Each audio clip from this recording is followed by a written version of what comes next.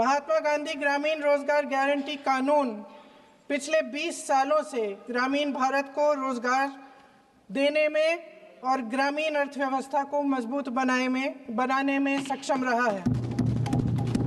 ये एक इतना क्रांतिकारी कानून है कि जब इसको बनाया गया तो सदन के सभी राजनीतिक दलों ने इससे पूरी सहमति दी। इसके द्वारा 100 दिन का रोजगार इस देश के गरीब से गरीब लोगों को मिलता है, हमारे गरीब से गरीब भाई बहनों को। हम सब जनप्रतिनिधि हैं महोदय, जब हम अपने अपने क्षेत्रों में जाते हैं, आप भी जानते हैं, दूर दूर से हमें दिख जाता है कि मनरेगा का कौन मजदूर है। सबसे गरीब होता है, चेहरे पे झुर्रियाँ होती हैं, हाथ मिलाए तो सर हाथ पत्थरों की तरह। हाँ सर, मैं कर रही हूँ, पहुँच रही हूँ, हाँ मुझे पहुँचने दीजिए। नहीं, 1 मिनट लूँगी, मुझे पहुँचने दीजिए। सर, उनके हाथ पत्थरों की तरह कठोर होते हैं क्योंकि इतनी मजदूरी करते हैं। तो सर, मेरा जो इस बिल पर ऑब्जेक्शन है, सर ये जो कानून है इसके तहत हमारे गरीब भाई बहनों को जो रोजगार की कानूनी गारंटी मिलती है, जो अधिकार मिलता है, वह इस योजना में मांग के आधार पर संचालित होता है। मतलब जहां जहां रोजगार की मांग है वहां इस योजना द्वारा 100 दिनों का रोजगार अनिवार्य है, देना अनिवार्य है। इसके साथ साथ केंद्र से इसके लिए जो पूंजी जाती है वो भी मांग पर आधारित होती है। यानी कि इस योजना के लिए जितने पैसे जहां भेजने हैं, कितने भेजने हैं, वह जमीनी परिस्थितियों पर आधारित होता है और मांग के आधार पर निर्धारित होता है। सर, इस विधेयक की अनुसूची 1 में उपनियम 4(1) और 4(2) द्वारा केंद्र को इजाजत दी गई है कि वह पहले से ही निर्धारित कर लें कि कितनी पूंजी कहां भेजी जाएगी। इससे संविधान के 73वें संविधान संशोधन को नजरअंदाज किया जा रहा है। सर महोदय, इसके जरिए ग्राम सभाओं को इस योजना की मांग की जमीनी परिस्थितियों के आधार पर तय करने का पूरा अधिकार दिया जाता था। आज वो अधिकार कमजोर किया जा रहा है। सर, आखिर बात है, 1 मिनट, जब आप इस पे पूरी डिटेल चर्चा हो तो आप डिटेल बोलना। इस पे आपकी पार्टी शुरुआत है सर, अभी एक शुरुआत है। सर जो हमारे संविधान की जो मूल भावना है कि हर एक व्यक्ति के हाथों में शक्ति होनी चाहिए, वही मूल भावना पंचायती राज में है और उस मूल भावना के विरोध है ये जो अधिनियम, जो ये विधेयक आ रहा है। सर, इस विधेयक के जो प्रबंधन है, जिससे रोजगार का जो अधिकार है, कानूनी अधिकार है, वो कमजोर हो रहा है, वो हमारे संविधान के विपरीत है। सर ये हमारे इसी सदन ने ये कानून बनाया और इसी सदन ने ये अधिकार जनता को दिया है।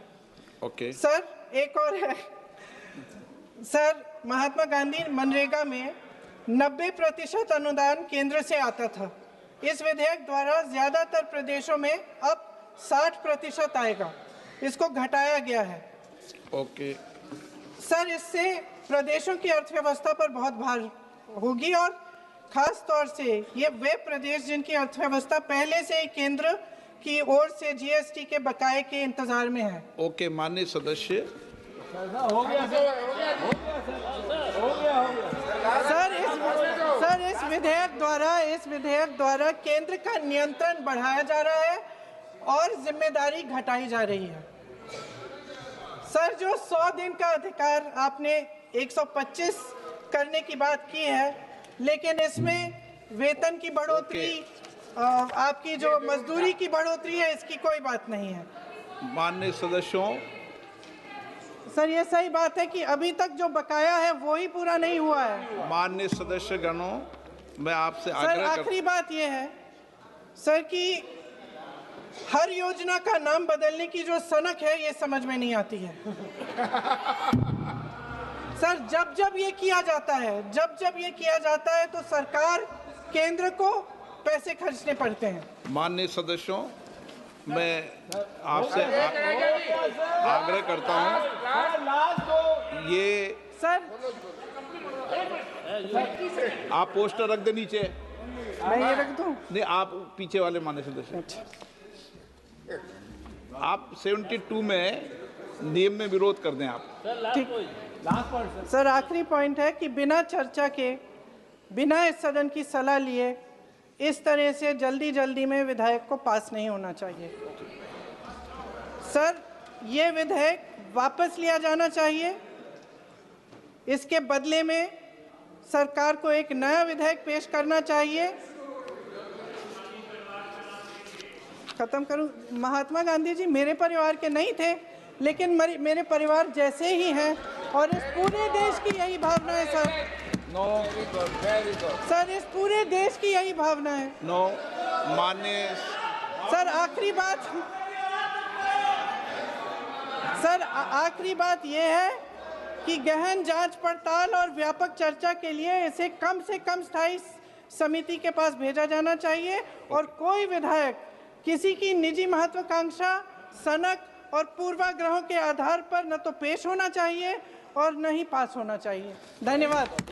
माननीय सदस्यगण, मैं किसी भी माननीय सदस्य को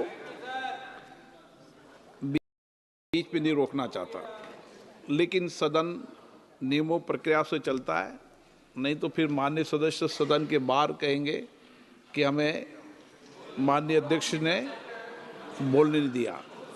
सदन नियम प्रक्रियाओं से चलता है।